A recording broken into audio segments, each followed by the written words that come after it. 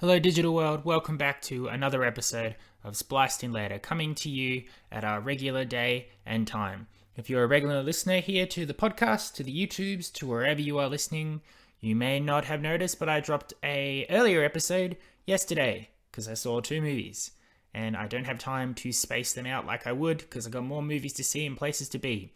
So if you want to hear what I thought about the Nicolas Cage essential biopic, The Unbearable Weight of Massive Talent, be sure to check that out because it's pretty good episode, pretty good time all around. But today we are reviewing something vastly different in terms of tone, visuals, feeling, emotions.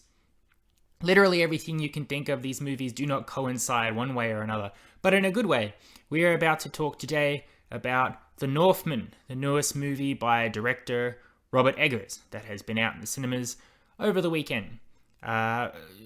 Now, this review is going to join in with all the many other reviews that are out there on all social media, pretty much praising this film. So I imagine this will not see much of the light of day. But for my few listeners who do tune in regularly, I think probably about half of you probably wouldn't consider seeing this movie. So I'm hoping at least with this, I can convince you to go and see it.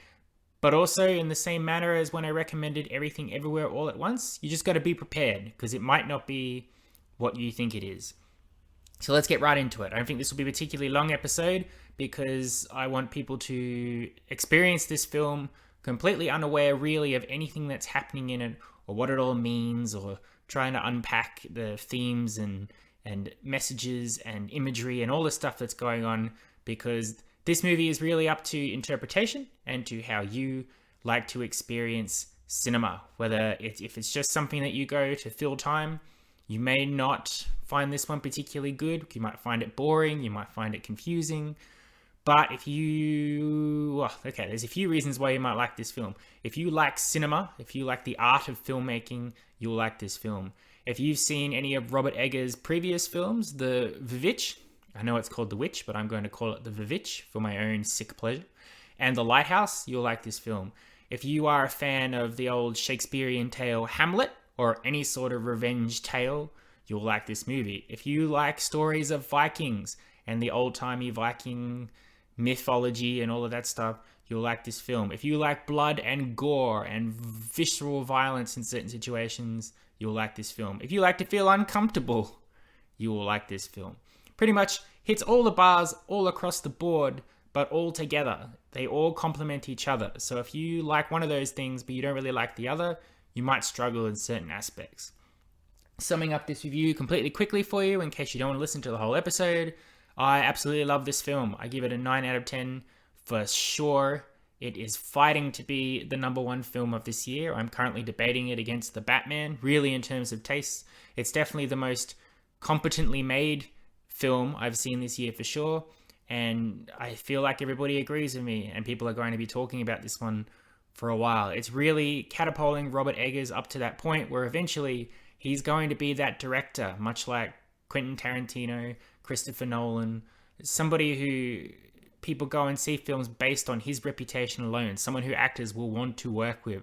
The movies themselves will be vastly different in terms of quality and themes and whatever they're doing, but in terms of the Robert Eggers experience, he has not disappointed. I will say, though, I haven't seen The Vivitch. I plan to after seeing this film, but it is a horror film, and I have trouble getting around to that. But I have seen The Lighthouse, which is that really good movie that's also messed up about Willem Dafoe and Robert Pattinson slowly losing their minds stranded together on a lighthouse. An incredible film that everybody should check out if they haven't already seen it. Basic plot for The Northman is very simple, especially if you are aware of the story of Hamlet. Basically, it takes place in old Viking times. We focus on Amleth, played eventually by Alexander Skarsgård when he grows up. He is the son of a Viking king in a small Viking kingdom. He loves his mother, he respects his father, he can't wait to become a man and be like his father. But oh no, his uncle has staged a coup and has viciously killed his father and taken the mother as his own to be his new queen, and tries to kill Amleth. Amleth rows away in a boat, pretty much vowing to himself and to the gods above that he will return to avenge his father, to save his mother, and to kill his uncle. We then flash forward. He eventually is making his own way as a barbarian, but smuggles himself back into the kingdom to essentially work as a slave in his uncle's kingdom, wherein he will cause all manner of mischief in many ways possible to fuck with this guy's head, to eventually save his mother, enact his revenge, and bring peace to his troubled heart and soul. That's it. That's all I'm going to tell you about the movie. There's a lot more going on. There's a lot more in terms of motivations and themes and drives, but I really want people to watch this film completely unaware of anything. Even when I say that it's based on Hamlet, I did some research and found out that Amleth is actually a Scandinavian character of Scandinavian legend that Shakespeare used for inspiration for the character of Hamlet, which eventually led to his Hamlet story. So when I say this reminds you of Hamlet, that's true, but in essence that really it should be the other way around. Hamlet should remind you of Amleth. It's not the same story by any means. It's not quoting poetry and kingdoms and more the story that influenced The Lion King. The similarities between Amleth and Hamlet really begin and end with his uncle killing his father and marrying his mother. That's about it. Now, everybody in this film is fantastic. Alexander Skarsgård is a brute in every sense of the words in terms of showcasing Amleth's barbarian nature as a Viking and also his quest and desire for vengeance. Everybody else around him compliments him wholeheartedly, whether it's Ethan Hawke as his supposedly honorable father, Nicole Kidman as his captured mother, Anya Taylor-Joy as his romantic interest. One slight issue I have with the film there is a very noticeable age gap between Alexander Skarsgård and Anya Taylor-Joy. I know it shouldn't really detract, but I looked it up and he's a good 20 plus years older than her, so it's a little unsettling. I don't know if that's based on the Scandinavian tale, but ugh. Anyway, Anya Taylor-Joy is fantastic, as she is in most things. I forget the name of the uncle's actor name as well. I've not seen him in anything else, or at least if I have, I don't know I have. I couldn't recall it to mind, but he's also really great as well. That's what's interesting. Everybody is really good in their roles, but no one character steals the show, much like how I've said in other movies, like Pedro Pascal sort of steals the show from Nicolas Cage, or Colin Farrell's Penguin steals the show in The Batman. Everybody is very good in their role, but respects their role. No one stands out and overshadows anybody else, which I think is really good because this story really isn't about the characters per se. It's not about character development. It's more about the themes and the issue of revenge that it is telling. It is a very violent, visceral, intense story of revenge. Most movies about revenge will tell you that, oh boy, once revenge is a dish best served cold, but sometimes it can be fun exacting revenge, and when you do, you'll feel good and everything will be okay, and it's all black and white. Somebody has done wrong, so there must be a good guy and there must be a bad guy. The Northman really turns all that on its head and says absolutely not. It very much encompasses the tale of if you seek revenge or vengeance or whatever, you must dig 2 graves. The quest Amleth goes on to take down his uncle and avenge his father is not triumphant in any sense of the word. It's not clever. It's not triumphant. It's depressing and violent, and things twist and turn in certain points. So at the end of it all, you really wonder, what's the point? Everybody is killing and butchering each other, but for what reason? Eventually these people will be dust and bones and drift away into history, and they won't have changed anything. No one will really remember them. It's more their own personal desires, and those desires can't really be filled properly if no one's alive to bask in that glow. And even then, is it really a victory? There's a lot to process and to comprehend watching this movie, which is absolutely great. What really sets the movie, though, it is a cinematic experience to the highest order. I mean, just mentioning his previous film, The Lighthouse, that movie is shot in black and white and in a very closed-in aspect ratio, which enhances your ability to appreciate the film. Robert Eggers is really good at sucking you in to the world that he is creating and the story and the action and the themes going on, so that you would not only enjoy spending time in this world, but you react in the ways that he wants you to. You feel a part of what's going on. And if you go to a movie theater and you experience it in the dark cinema screen where people are talking directly at you from the screen above you, or you're having several one-take shots, whether it's doing a raid of a barbaric village, or sneaking around at night with a sword, or fighting a skeleton in the dead of night with a bit of moon shining down, or a final confrontation in literally the gates of hell, it's an engaging prospect as well that will have your mind racing and thinking and reacting in certain ways, whether it's disgust, shock, horror, amazement, everything, all the emotions are there for you to feel, and it really wraps you in. The movie's just over 2 hours long. It doesn't feel it. It completely goes by at a very fast pace. It's broken up into certain, I would say, acts that really bookend the bookend and stretch out the story. So you know, okay, we're at this point in the story, we're at that point in the story. You do want to see more, but also what you see is plenty enough. When people are getting swords shoved into their faces or dismembered or anything like that, the violence is brutal and gory, but it's not constant. So it isn't one of those things where it's just a bloodbath where you just can't look at the screen. The violence that happens is very Game of Thrones level stuff. So it might shock you briefly to see it, but it doesn't hammer you over the head with it. So if you are squeamish or if you're a little unsure, it doesn't detract from the movie at all. And even afterwards, you'll go, it wasn't as violent as I expected it to be. When it was violent, it was violent. But the visceral sense is less to do with the actual violence and more the themes and the struggle and the revenge and the motivation and all that stuff that's going on. One side point I would like to say as well, for people who go to the movie theaters, don't talk. Just don't do it. And I don't mean don't talk to each other. If you go with a group of people and you want to lean over to each other and whisper in each other's ears, that's fine. Because while I'm not a fan of talking at all in movies, I understand that people might want to comment on stuff watching films. And as long as they whisper in each other's ears, then they're taking note of other people in the movie theater and they are trying not to detract from their movie experience. Especially for something like The Northman.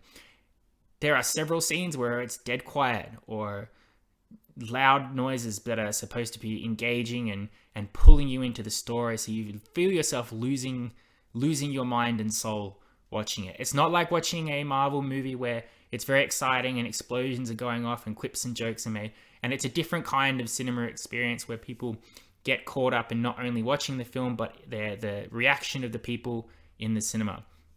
The Northman is for people who want to go to watch this movie and want to get lost in the world and appreciate the movie for what it is. Which means, if you cannot sit there and be quiet, you suck. Don't come to this movie. And I say this because there was a group in my theater who in the beginning were talking. And they were not whispering to each other. They were talking at normal level. Not loud enough that they were talking over the movie, but at a level where things were intense and exciting and engaging. I was trying to, at least very much at the beginning of the film, when you're trying to learn who all these people are and what's going on, to have these people just talking as if they're in a coffee club or sitting next to each other on a park bench or something. It's completely rude, and it's not okay to not respect the other people in the movie theater who have gone there to watch a movie. They haven't gone to listen to you talk. It's the same way that if you go to a Easter Sunday spiritual mass, whatever, and the priest is talking and you talk while the priest is talking, that's not okay. I'm sure people don't agree with that.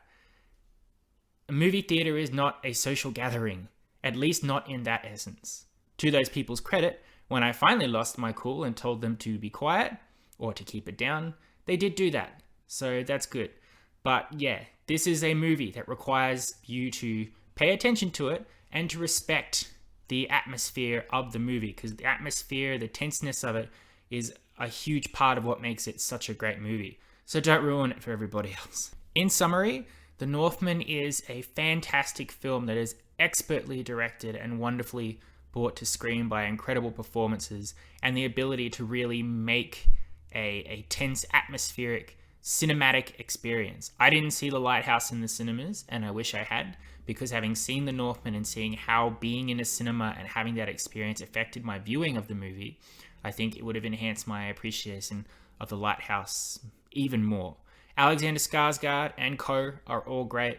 Robert Eggers directs some really great visceral, violent, real bare bones revenge tale where no one really comes out on top, and it will make you feel all sorts of emotions, whether it's excitement or horror or disgust. It's all in there. And then just an incredible talent for sucking you into the atmosphere, and the visuals as well. Truly spectacular. I'm still thinking about that final scene involving Amleth and his uncle at the gates of hell.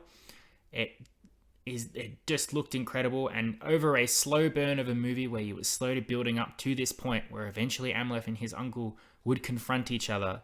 It was an absolutely very extremely satisfying experience to see how that story ended. I highly recommend it. As I said, a 9 out of 10. Most likely the best film of the year. Could be my number one film of the year. Just depends when all my bias comes into play with the other stuff coming out. But I highly recommend it. It's got something in there for everybody, and it is the reason why theaters should still be alive. While theaters should die for people who want to talk during them, they should stay alive for experiences like this. So I'm very torn. But definitely go check it out if you are looking for a film to see. Of all the films that I've seen in the last month, it's definitely the top one. It's the one I would recommend the most to everybody. And I don't say that lightly. There you are. Thank you very much for listening. I hope you've enjoyed. It's been fun getting to review a couple of movies for the last couple of days and actually be genuinely happy that I saw them and happy to recommend them to you. As I didn't do it this week, I will hopefully next week, at the start of the week, do a little chat about Doctor Who, as I'd planned to. As I said, it's not going to be a deep analysis. It's just a little respect and celebration of Doctor Who as a TV show and its enduring nature, and how it is one of the oldest things that helped me discover a love for television in general, as well as movies. And then later in the week will be the review for Doctor Strange in the Multiverse of Madness, which I am very keen to see. Though, to be fair, a week ago, I would have told you that it's going to be the number one film because not much has come out really to compete with it. But now we've got some contenders. We've got the Northman. We've got the unbearable weight of massive talent. We've got the Batman. We've got Everything Everywhere All at Once. Sonic the Hedgehog 2. Death on the Nile. There's been some good stuff finally. It's almost like we're back to normal. So I'll be back next week to talk about all that, and I hope you'll be there to tune in and listen with me. But until then, I love and appreciate you all as always, and please see The Northman. It's definitely worth it. You've been spliced in later. Adios, muchachos. I'll catch you next time.